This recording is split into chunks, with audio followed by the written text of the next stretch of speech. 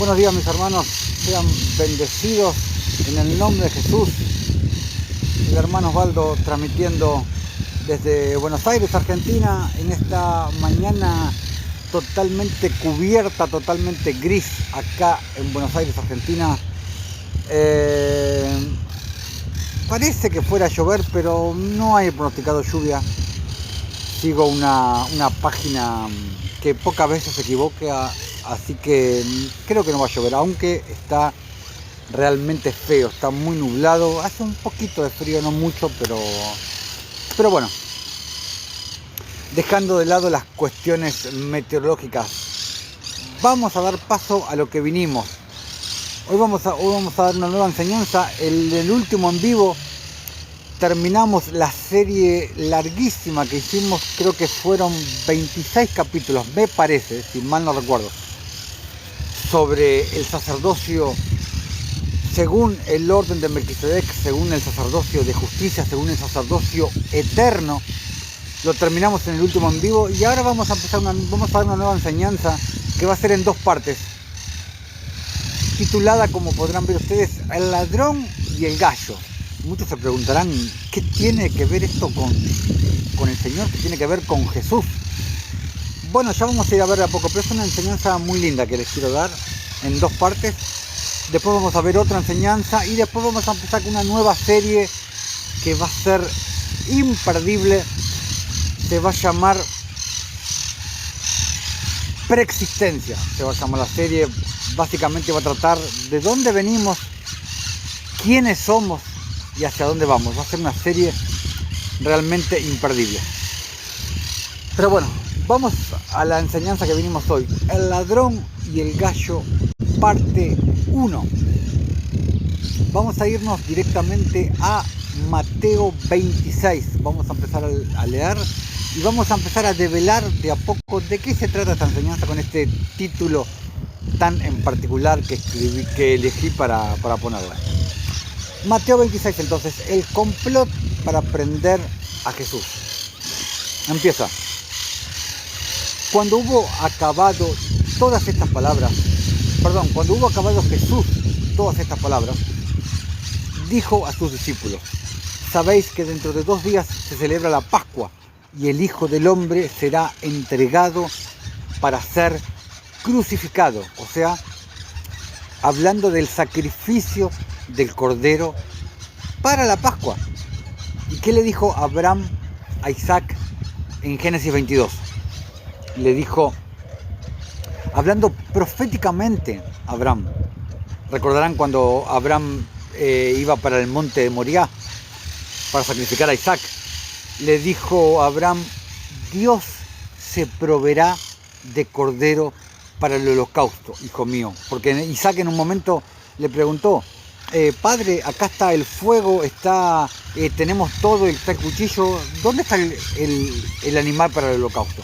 Y ahí fue que Abraham proféticamente le dice: Dios se proveerá de cordero para el holocausto, hijo mío. Es tremendas palabras de Abraham. Versículo 3. Entonces los principales sacerdotes, los escribas y los ancianos del pueblo se reunieron en el patio del sumo sacerdote llamado Caifás y tuvieron consejo para prender con engaño a Jesús y matarle. Siempre era el engaño de por medio. Pero decían: no durante la fiesta, para que no se haga alboroto en el pueblo. Versículo 6. Y estando Jesús en Betania, en casa de Simón el leproso, vino a él una mujer con un vaso de alabastro de perfume de gran precio y lo derramó sobre la cabeza de él estando a la mesa. ¿Quién era esta mujer? Era María Magdalena. Al ver esto, los discípulos se enojaron diciendo: ¿para qué este desperdicio? Porque esto podría haberse vendido a gran precio y haberse dado a los pobres. Dijeron: ¿por qué dijo o dijeron eso? Porque ahora vamos a ver. Pero ¿por qué dijo alguien en particular? ¿Por qué dijeron eso todos los discípulos? Porque era la costumbre de ellos, era lo que ellos acostumbraban, era lo que hacían siempre. ¿Qué era lo que hacían siempre, hermano Osvaldo? Hacer justicia. Darle al pobre, al menesteroso, a la huérfana, al huérfano, al desvalido. Eso es hacer justicia. Que el más grande, el más alto se ocupa del más bajo. El que sabe más le enseña al que sabe menos, y el más fuerte protege al más débil. Siempre eso es lo que hacían. Veamos, por ejemplo, en Génesis 18, Jesús, Abraham y los dos ángeles van caminando hacia Sodoma y Gomorra. ¿Y qué dice en el versículo 19? Seguramente, supongo que lo deben haber leído. Dice el Señor, porque yo sé que mandará, hablando de Abraham, el Señor, porque yo sé que mandará a sus hijos y a su casa después de sí a que guarden el camino del Señor, haciendo justicia y juicio, para que haga venir el Señor sobre Abraham todo lo que ha hablado acerca de él. Y esto, lo que es el camino del Señor, lo que es el camino de justicia, lo expliqué ampliamente en un video que se llama El Camino Eterno. Les digo de paso que acá en la parte central del TikTok hay un botoncito rojo que los lleva directamente a nuestro canal de YouTube, que se llama Camino de Justicia. Les pido por favor que vayan y se suscriban a nuestro canal. Ahí todos estos en vivos van alojados ahí. Y ahí van a encontrar muchísimo material, van a encontrar en el playlist, van a encontrar muchas series de enseñanzas, como la vida de Abraham, como estudio de Proverbios, como una serie que se llama Roma, otra serie que se llama Israel, y van a encontrar prédicas en las calles con mis hermanos, van a encontrar obras de justicia, van a encontrar bautismos, liberaciones, mucho material.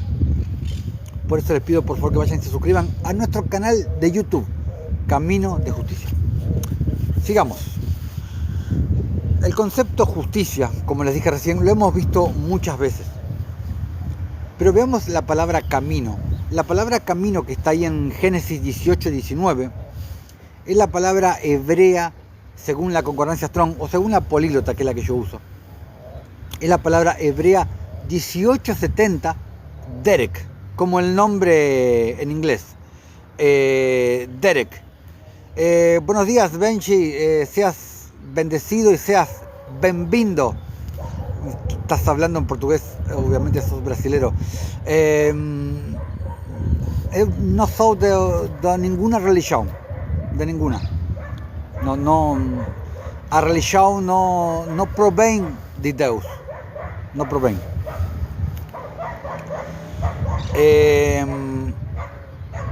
Entonces la palabra hebrea Derek significa curso de vida, significa modo de acción, significa costumbre. ¿Qué es lo que te está diciendo? Que básicamente el camino de justicia es una manera de vivir, es un nuevo entendimiento que proviene del Espíritu. Sigamos, versículo 10. Y entendiéndolo Jesús les dijo, ¿por qué molestáis a esta mujer? Pues ha hecho conmigo una buena obra. Obrigado você. Ten un buen día você también. Y seas bendecido. En el Evangelio de Juan habla de que el que se quejó fue Judas. ¿Por qué se quejó Judas? Porque Judas tomaba dinero de la bolsa, porque Judas robaba de la bolsa y había visto una buena oportunidad para tomar ese dinero. Versículo 11. Porque siempre tendréis pobres con vosotros, pero a mí no siempre me tendréis, dijo Jesús. Se me trabó un poquito el cable. Dijo Jesús, conforme a lo que estaba escrito en Deuteronomio capítulo 15 versículo 11, que dice, porque no faltarán menesterosos en medio de la tierra. Por eso yo te mando diciendo, abrirás tu mano a tu hermano, al pobre y al menesteroso de tu tierra. ¿Por qué Jesús dijo, siempre tendréis pobres con vosotros? ¿Por qué? Para permitirnos hacer justicia, para permitirnos hacer caridad, para permitirnos hacer misericordia, piedad, para permitirnos sembrar en el reino de los cielos, para permitirnos sembrar, para permitirnos depositar en nuestra cuenta celestial, como les expliqué muchas veces, que aunque no lo hagamos por un interés en específico, aunque lo hagamos porque es la manifestación de Cristo en nosotros, el Señor ha prometido que nos va a recompensar en esta vida y en el siglo venidero, que es lo más importante. Aunque no lo hagamos por interés, por la recompensa, sino porque es la manifestación de Cristo en nosotros, porque es el nuevo sentir, porque ya ha sido en nosotros la circuncisión del corazón, porque ya hemos nacido de nuevo, porque ya hemos pasado por la metanoia, que es un nuevo entendimiento que como consecuencia te llevará a un nuevo comportamiento, a un cambio de comportamiento. Es el verdadero arrepentimiento, que no es un arrepentimiento de pecados, como te predican las religiones. Es arrepentimiento en sí. El verdadero arrepentimiento es un arrepentimiento para creer, no es para dejar de pecar, como te predican las religiones. Y esto ya lo he hablado en otros videos, en más de un video lo he hablado, en nuestro canal de YouTube, que les dije recién que por favor vayan y se suscriban. Versículo 12.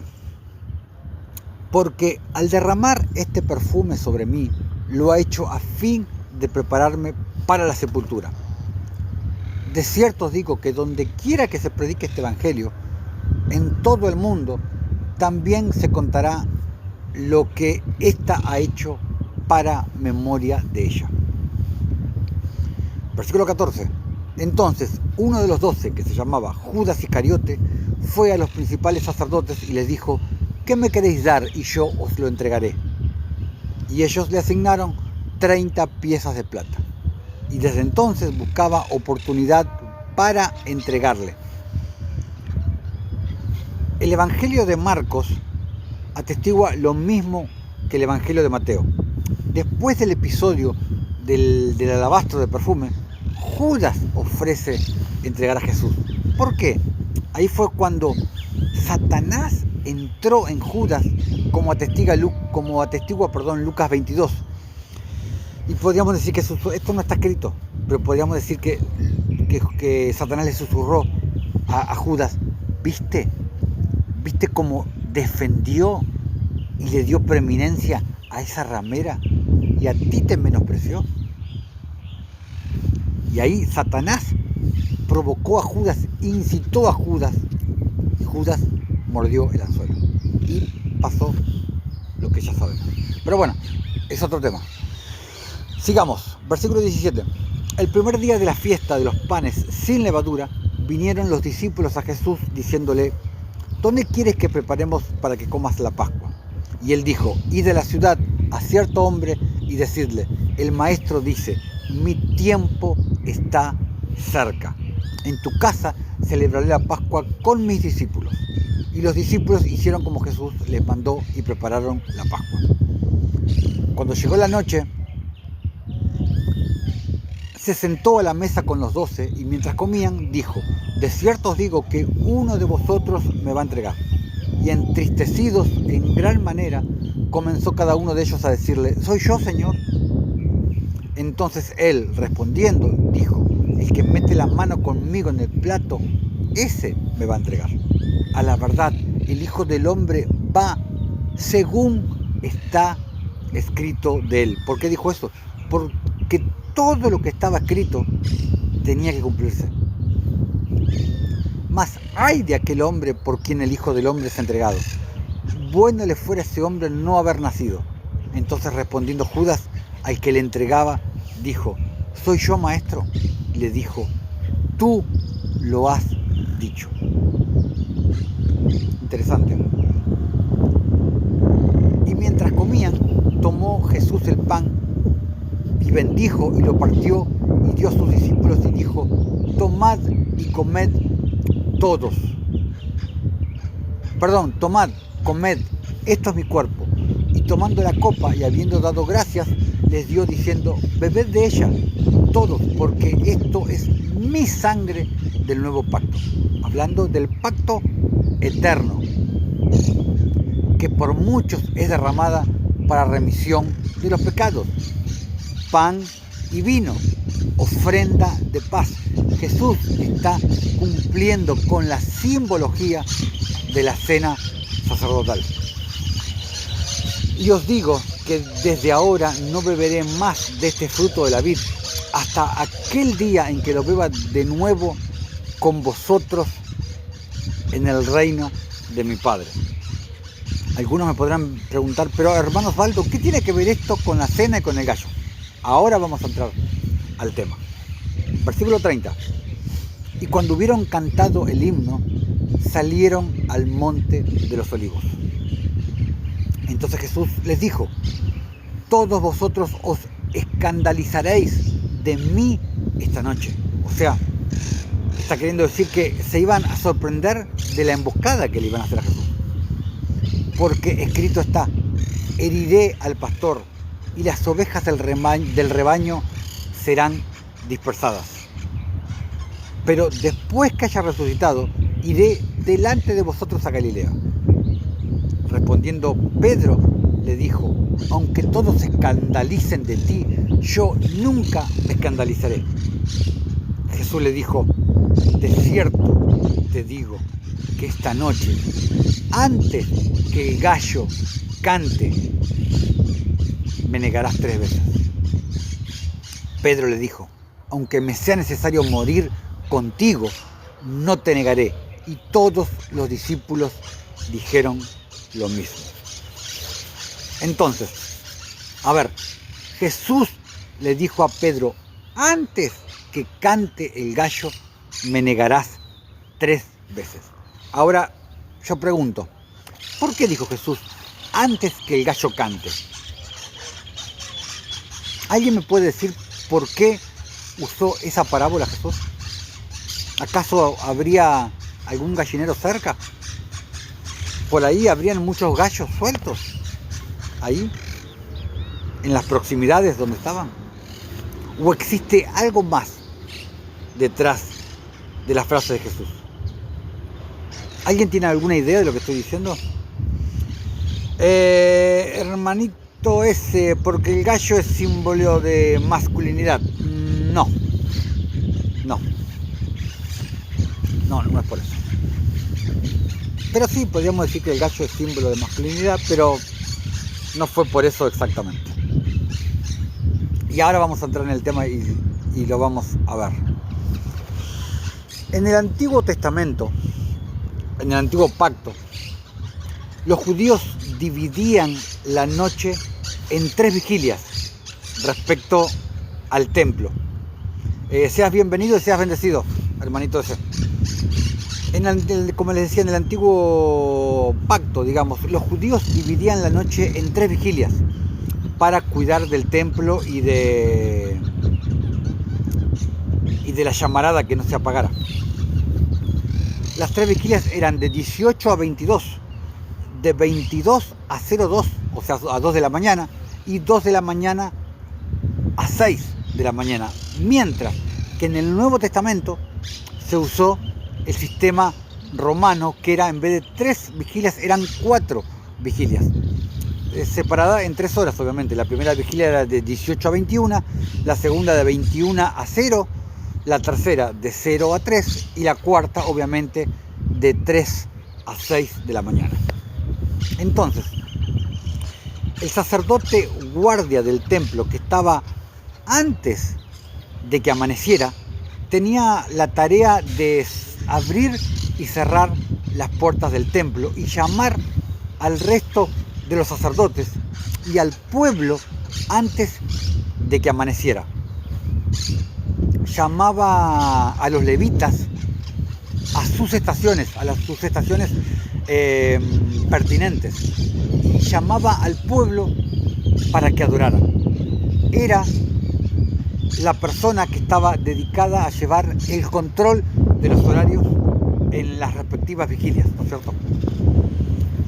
Ese guardia era el portero de turno y tenía la voz de autoridad para ordenar abrir o cerrar las puertas del templo.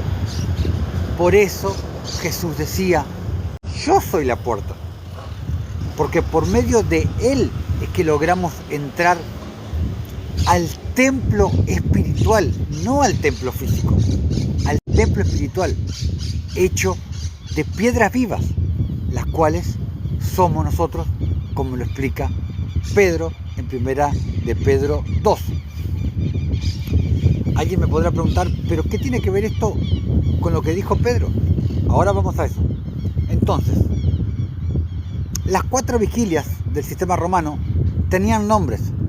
La primera vigilia era primera vigilia o del anochecer.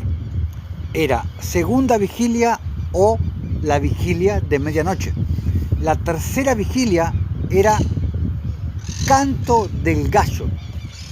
Era el nombre de la tercera vigilia. Cuarta vigilia, tercera vigilia o canto del gallo.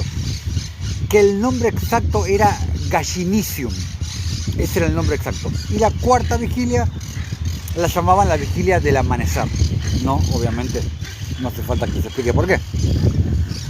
Entonces, cuando por la mañana se abrían las puertas del templo, se escuchaban los cánticos y las trompetas que anunciaban la llegada de la luz. Y esto es muy interesante. Se anunciaba la llegada de la luz al templo. Y recuerda que el templo, paradójicamente, fue que llevaron a la luz, sinónimo de justicia, a Jesús preso. Al templo fue que llevaron a la luz presa, a Jesús preso, ¿no es cierto? A este templo, nuestro templo, también entra la luz, también entra la justicia cuando recibimos el Espíritu Santo, cuando nacemos de nuevo, cuando recibimos el sacerdocio conforme al orden de Melquisedec. Entonces, Jesús es el que abre las puertas, porque Jesús es la puerta. Jesús es el que abre las puertas del verdadero templo y está llamando a todos los dispersos de Israel, a sus hijos en la dispersión, a que vengan a adorar al Señor. ¿Y cómo se lo adora al Señor? Con obediencia y con justicia. Haciendo justicia, practicando ágape, practicando caridad. Veamos un ejemplo de ambas. Primera de Samuel 15, versículos 22 y 23. Samuel hablando con Saúl. Y Samuel dijo: ¿se complace el Señor tanto en los holocaustos y víctimas como en que se obedezca a la palabra del Señor?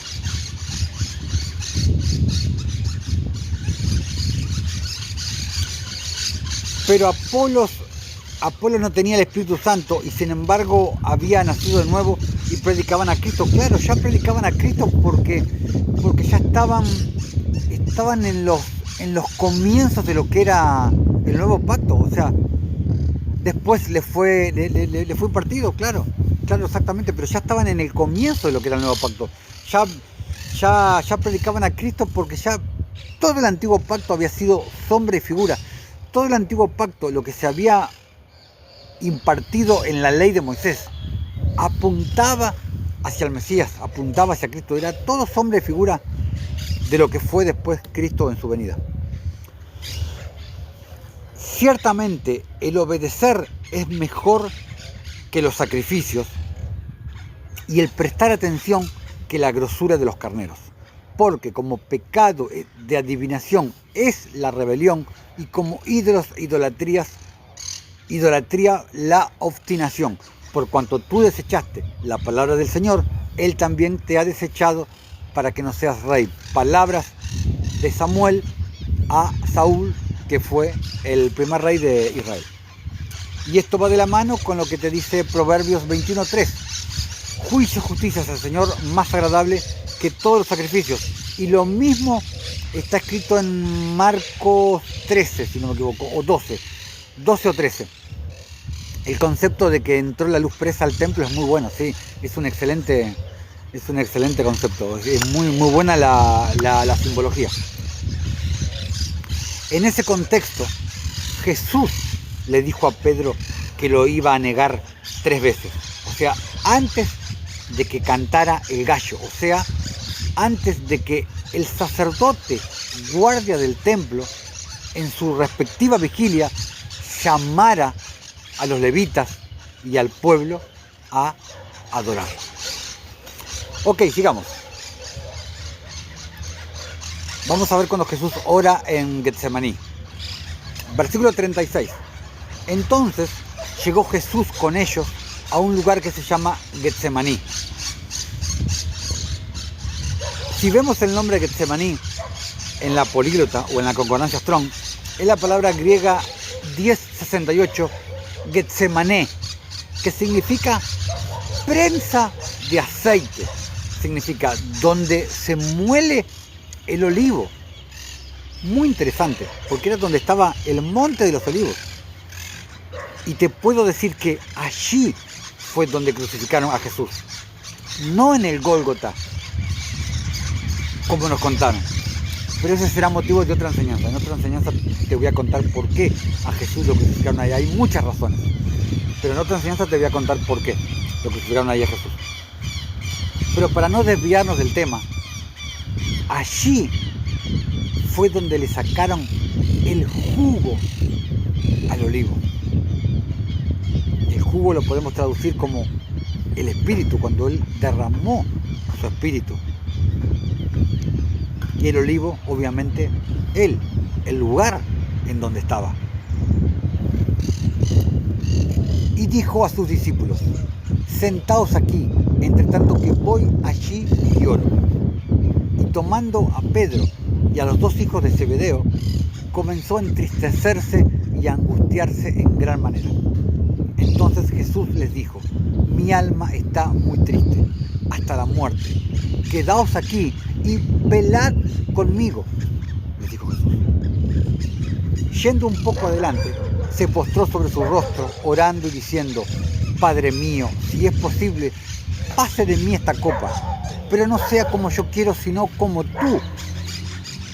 Vino luego a sus discípulos y los halló durmiendo, y les dijo a Pedro: ¿así que no habéis podido velar conmigo una hora?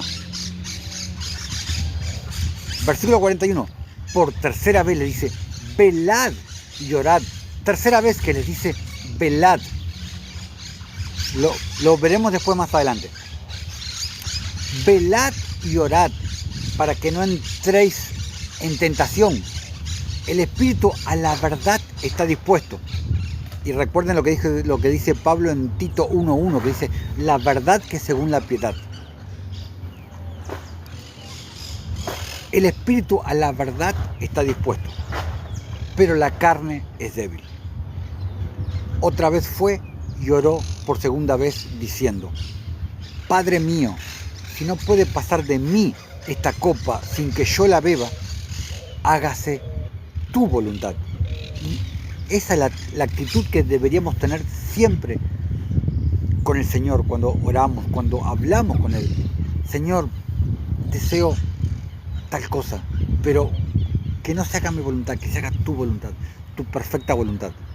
Porque muchas veces nosotros pedimos ciertas cosas y el Señor nos envía por otro lado, distinto al que nosotros queremos tomar. Y después, en un futuro, nos damos cuenta que si hubiéramos ido por donde queríamos ir nosotros, nos hubiéramos pegado la piña, como decimos acá en Argentina. Y ahí es donde te das cuenta qué sabio que eres, Señor. Gracias por haberme salvado de X cosa. Porque si yo hubiera ido por donde yo quería, me lo hubiera dado.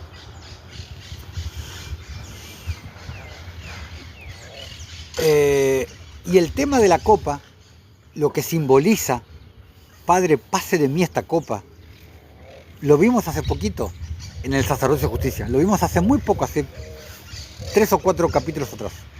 Lo vimos. Uno de los últimos capítulos de cuando vimos el sacerdocio de Melquisedec. Los 26, creo que fueron 26 capítulos.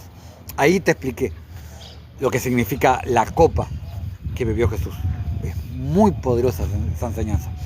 Les recuerdo para los que no estaban, que acá detrás, en la página central del TikTok, está un botoncito rojo que los lleva directamente a nuestro canal de YouTube que se llama Camino de Justicia. Les pido por favor que vayan y se suscriban, y ahí todos estos en vivos van alojados ahí, en nuestro canal de YouTube, y ahí van a encontrar muchísimo material. En el playlist van a encontrar muchas series de enseñanzas, y van a encontrar prédicas en las calles, van a encontrar liberaciones, bautismo, muchísimo material y muchísimas enseñanzas para edificación del cuerpo de Cristo. Así que les pido por favor que vayan y se suscriban a nuestro canal de YouTube. No hace falta acá en TikTok. Si quieren, obviamente lo pueden hacer, pero me interesa más para darle más auge a nuestro canal de YouTube, Camino de Justicia. Sigamos, versículo 43. Vino otra vez y los halló durmiendo, porque los ojos de ellos estaban cargados de sueño. Y dejándolos, se fue de nuevo y oró por tercera vez, diciendo las mismas palabras. Entonces vino a sus discípulos y les dijo: seas bendecido, hermanito Ángel, y seas bienvenido, saludos. Y les dijo: dormid ya y descansad. He aquí, ha llegado la hora, y el Hijo del Hombre es entregado en manos de pecadores. Levantaos, vamos, ved, se acerca el que me entrega. Primero dormirán, y más luego serán despiertos, como en el final. Interesante. Como Daniel 12 te lo dice: y muchos de los que duermen en el polvo de la tierra serán despiertos, unos para vida eterna y otros para vergüenza y confusión perpetua.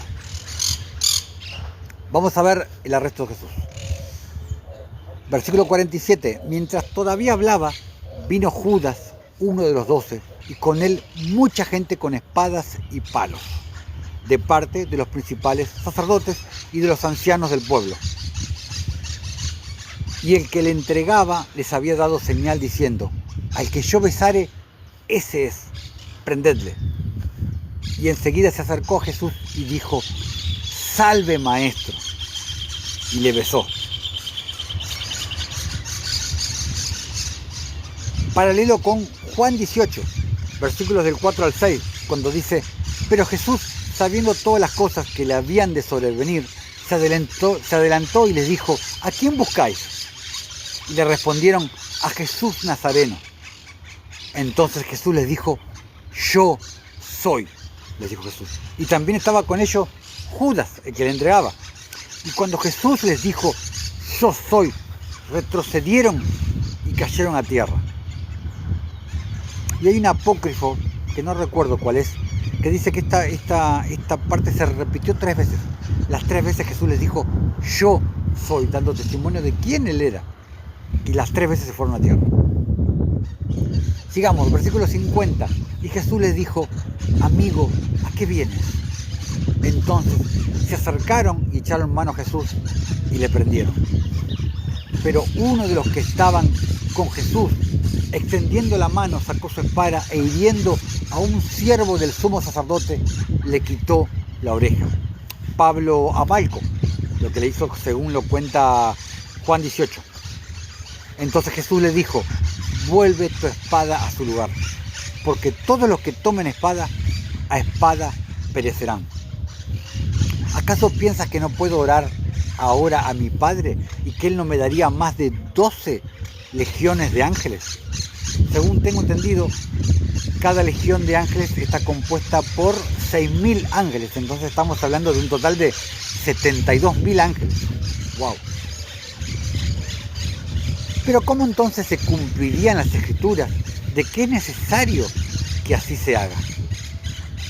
En aquella hora dijo Jesús a la gente: ¿cómo contra un ladrón habéis salido con espadas y con palos para prenderme? Cada día me sentaba con vosotros enseñando en el templo y no me prendisteis. Mas todo esto sucede, para que se cumplan las escrituras de los profetas. Entonces los discípulos, dejándole, huyeron. Y ahí fue que, como estaba profetizado, que lo prenderían a Jesús y las ovejas serían dispersas.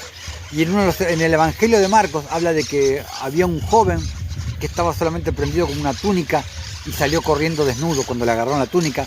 Ese era Juan Marcos, que es el autor del Evangelio de Marcos. Aunque en realidad, hasta donde sé, ese evangelio debería ser el evangelio de Pedro. Según tengo entendido, ese evangelio fue dictado por Pedro a Juan Marcos. Y Juan Marcos fue el que redactó el evangelio y el que lo escribió. Pero en realidad debería ser el evangelio de Pedro, que era, de hecho, era discípulo de Pedro, Juan Marcos. Bueno,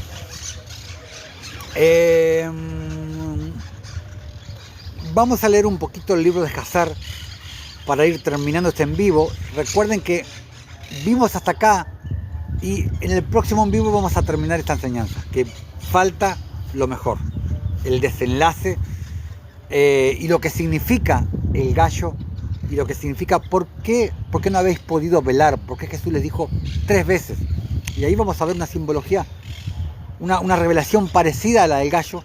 Lo vamos a ver qué significaba velar en relación con el gallo, en relación con el templo y en relación con los guardias, con los sacerdotes que cuidaban del templo.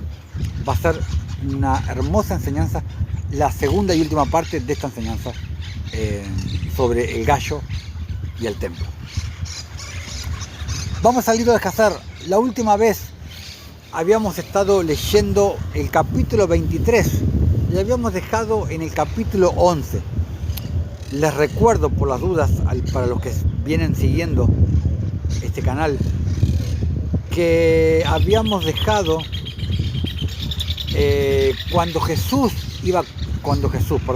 cuando Abraham iba con Isaac, iban camino al monte de Moriah, cuando iba Abraham para sacrificar a Isaac. Y vimos todo lo que pasó con Sara. Bueno, acá Sara todavía le estaba hablando, versículo 11. Sara todavía le está hablando, o sea, porque Abraham le dice a Sara que lo iba a llevar a la casa de... Lo iba a llevar con Shem y con Eber, porque obviamente no le iba a decir a Sara que lo iba a sacrificar, porque el alma de Sara estaba totalmente pegada con la de Isaac, con la de su único hijo. Bueno, no hace falta que lo explique por qué. Y ahí Sara empieza a llorar porque se iba a despegar de Isaac. Y ahí le empieza a dar un montón de recomendaciones, como podría ser cualquier madre de hoy en día. Y habíamos dejado ahí. Y ahí le sigue hablando Sara a Abraham. Le dice: oh, no te olvides de él. Y si tiene hambre, dale pan. Y si tiene sed, dale agua para beber. No lo dejes ir caminando ni lo hagas sentarse en el sol. Y Isaac no era un nene como te cuentan las religiones. Isaac, no me acuerdo cuántos años tenía, pero era grande. Isaac creo que tenía 30 años y pico. No me acuerdo ahora el número exacto, pero era un hombre Isaac, no era un nene chiquito. No lo dejes ir solo por el camino, ni lo fuerces de cualquier cosa que desee, sino haz por él lo que él te puede decir a ti. Y Sara lloró amargamente toda la noche a causa de Isaac, y ella le dio instrucciones hasta la mañana. Tremenda madre, Sara. Y en la mañana Sara seleccionó un atuendo muy fino y bello de los atuendos que tenía en la casa que Abimelech le había dado a ella cuando habían estado en la tierra de los filisteos. Y ella vistió a Isaac, su hijo, con ello, y puso un turbante sobre su cabeza. Interesante cómo habla de turbantes, cómo habla de camellos. Y ella puso una piedra preciosa en el turbante. Y ella le dio provisiones para el camino. E Isaac fue con su padre Abraham. Y algunos de sus sirvientes los acompañaron para despedirlos en el camino. Y Sara salió con ellos. Y ella fue con ellos por el camino para despedirlos. Y ellos dijeron a ella, regresa a la tienda. Me imagino que Sara no se quería desprender de ellos. Y cuando Sara oyó las palabras de su hijo Isaac, ella lloró amargamente. Y Abraham, su esposo, lloró con ella. Y su hijo lloró con ellos un gran lloro. Era una cosa, me imagino, moco tendido por todos lados. También los que fueron con ellos lloraron grandemente. Era una cosa de locos. Y Sara agarró a su hijo Isaac y ella lo tomó en sus brazos y ella lo abrazó y continuó llorando con él. Y Sara dijo, ¿quién sabe si después de este día te veré jamás otra vez? O sea, había como un presentimiento en Sara. Es increíble. Y lo que pasó que no lo cuenta la Biblia, porque ustedes no saben lo que pasó realmente. Y ellos aún lloraron juntos, Abraham, Sara e Isaac. Y todos aquellos que los acompañaron en el camino lloraron con ellos. Y Sara después se volvió de su hijo llorando amargamente, y todos los sirvientes y las sirvientas regresaron con ella a la tienda. Y Abraham fue con Isaac su hijo para subirlo como ofrenda para el Señor, como él le había ordenado. Y Abraham llevó a 2 de sus jóvenes con él, Ismael, el hijo de Agar, y Eliezer, su sirviente, y ellos fueron juntos con ellos, y cuando caminaban por el camino, los jóvenes hablaron estas palabras entre ellos. Mira quiénes eran los 2 que lo acompañaron, Ismael y Eliezer. Eliezer, que era el sirviente principal de Abraham, que le había sido dado por Nimrod, nada más y nada menos que por Nimrod. Y eso lo vimos cuando vimos toda la vida de Abraham desde que nació hasta que murió, y está en nuestro canal de YouTube, Camino de Justicia. Ahí está toda la serie, que creo que fueron 8 capítulos, me parece. Toda la vida de Abraham, una serie hermosa. E Ismael dijo a Eliezer, ahora mi padre Abraham va con Isaac para subirlo como ofrenda quemada delante del Señor, como él le ordenó. Tremendo. Ahora, cuando regrese él, me dará todo lo que posee para heredar después de él, porque yo soy su primogénito. Tremendo, Ismael. Y Eliezer respondió a Ismael y dijo, ciertamente Abraham te echó con tu madre y juró que tú no heredarás nada de todo lo que él posee. ¿Y a quién dará todo lo que él posee con todos sus tesoros, sino a su sirviente, quien ha sido fiel a su casa, quien le ha servido día y noche y ha hecho todo lo que él ha deseado de mí? A mí él legará todas sus posesiones a su muerte. Y Eliezer no se quedaba corto. Y mientras Abraham estaba procediendo con su hijo Isaac por el camino, Satanás vino, porque recuerden que Satanás hacía todo lo posible por entorpecerlos a ellos, y hasta a Sara también. Satanás vino y se apareció a Abraham en la figura de un hombre muy viejo, humilde y de espíritu contrito. Y él se acercó a Abraham y dijo a él, ¿eres tú tonto o embrutecido que vas a hacer esta cosa este día a tu único hijo?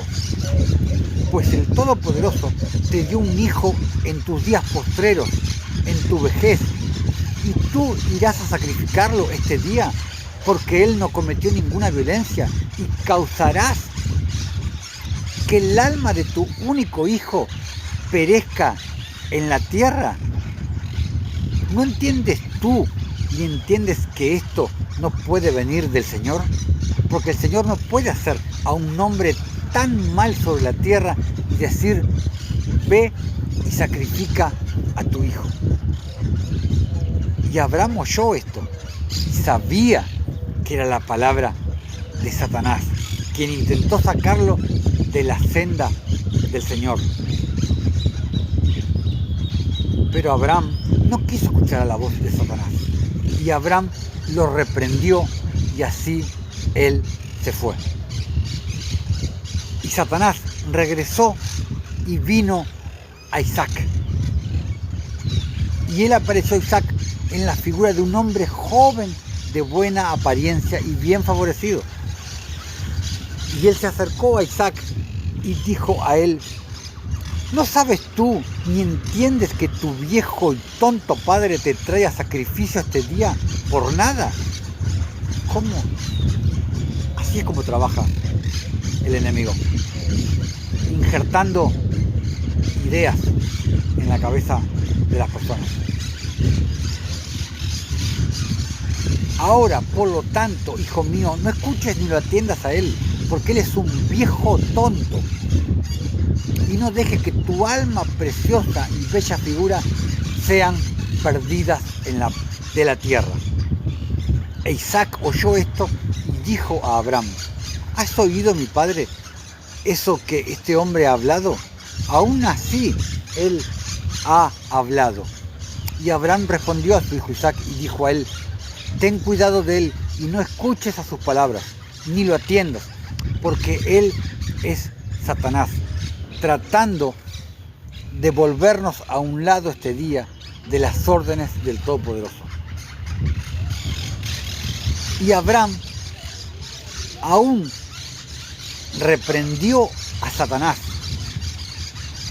y Satanás se fue de ellos, y viendo que no podía prevalecer sobre ellos, se escondió de ellos y fue y pasó delante de ellos en el camino, y él se transformó en un gran arroyo de agua en el camino.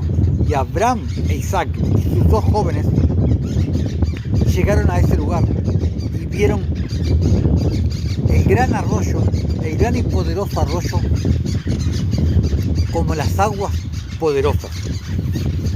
O sea, el enemigo hacía todo lo posible por impedir que se cumpliera el propósito y la voluntad del Señor.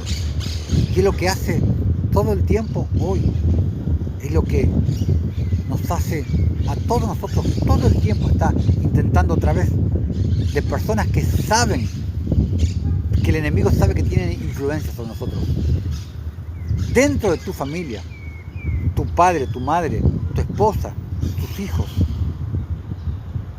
Satanás no elige a alguien que tú no le vas a dar importancia. Él elige a personas que sabe que tú vas a escuchar, para intentar desviarte del camino del Señor. Por eso el Señor decía: los enemigos del hombre serán los de su casa, los de su propia casa, los de su familia. Por eso 2 se irán contra 3 y 3 se irán contra 2. ¿Qué es lo que tú estás escuchando de esas personas que tienen influencia en ti? ¿Estás escuchando palabra que venga del Señor? ¿O estás escuchando palabra que viene del enemigo? Para intentar disuadirte y desviarte del camino del Señor. Ten oídos espirituales, ten oídos circuncidados para poder oír la voz del Señor y poder discernir quién es el que te está hablando. Si es el Señor Todopoderoso, nuestro gran Dios y Salvador Jesucristo, o si es el enemigo el que te está hablando. De poder discernir si es la diestra la que te está hablando o es la siniestra la que está balbuceando en tu oído. Amados hermanos, hasta acá hemos llegado en este en vivo del día de hoy. El próximo en vivo vamos a terminar con esta enseñanza. Vamos a ver la segunda parte de esta enseñanza sobre el ladrón y el gallo, que va a ser más interesante que la de hoy todavía, porque va a ser el desenlace. Y vamos a continuar con esta historia del libro de Hazar. Así que bueno, amados hermanos, nos estaremos viendo, si el Señor así lo permite, en el próximo en vivo y en la segunda parte de esta enseñanza. Sean todos mis hermanos bendecidos en el nombre de Jesús y hasta el próximo en vivo.